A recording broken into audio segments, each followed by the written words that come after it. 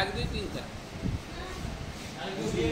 है ना ইয়েতে হ্যাঁ এটারই উপরে এইটা হয় 1 2 3 4 স্টার ক্লক নিউটনের প্রথম সূত্র থেকে আমরা জানি যে বাইরে থেকে কোনো বস্তুর উপর যদি বল প্রয়োগ না করা হয় তাহলে সেই বস্তু চিরকাল স্থির থাকবে, যদি স্থির থাকে আর সচল থাকবে সে সচলটা চলবে।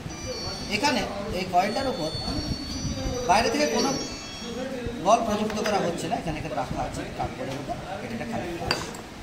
এখন আমরা বল প্রয়োগ করব এই কাগজের কার্ডবোর্ডের উপর।